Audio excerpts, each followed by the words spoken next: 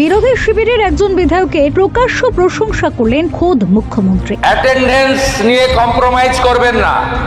একটাতে তো আপনারা অনেকেই বিপদে পড়েছেন, লাইভ হচ্ছে, অনেকেই এলাকার লোক ধরছে যে প্রত্যেক দিন অমুককে দেখা যাচ্ছে আর আপনাকে একদিনও দেখা যাচ্ছে না কেন। এক্ষেত্রে নওশাদ সিদ্দিকী একটু বেশি নাম্বার পেয়ে যাচ্ছে।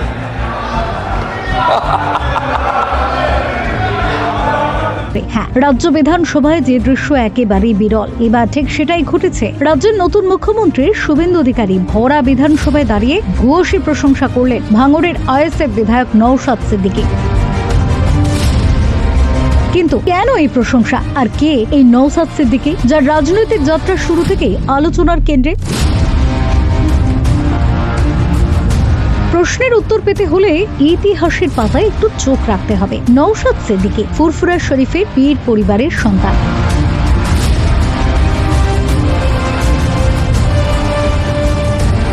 যিনি আলিয়া বিশ্ববিদ্যালয় থেকে স্নাতকোত্তর শেষ করার পর রাজনীতির ময়দানে পা রাখেন। তার ভাইজান আব্বাস সিদ্দিকীর হাত ধরে তৈরি হওয়া ইন্ডিয়ান সেকুলার ফ্রন্ট তথা আইএসএফ এর চেয়ারম্যান হিসেবে আত্মপ্রকাশ হয়।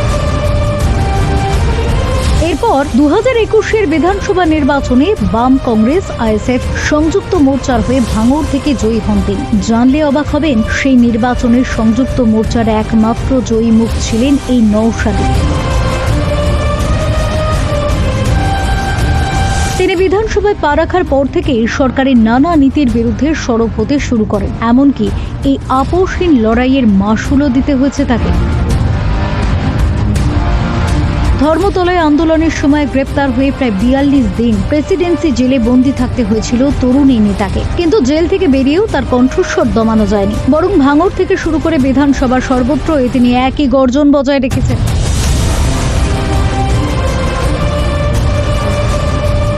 আর এই বদলে যাওয়া রাজনৈতিক পরিস্থিতিতেও নিজের আসন ধরে রাখতে সক্ষম হয়েছেন নওশাদ সিদ্দিকী। ভাঙড় থেকে ফের জয়ী হয়ে তিনি এখন 2026 থেকে 2031 মেয়াদের বিধায়ক। আর এই ক্ষমতার পালাবদলের পর বিরোধী আসনে বসা নওশাদ সিদ্দিকীর বিধানসভায় হাজিরার রেকর্ড ও সক্রিয়তা দুই দেখেই এবার প্রকাশ্যে তার প্রশংসা করেন মুখ্যমন্ত্রী Suvendu Adhikari.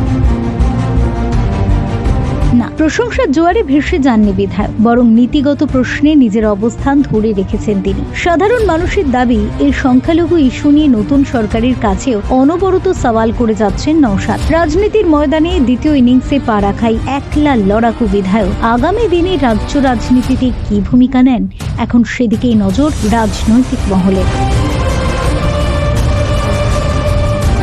Bureau report, news India.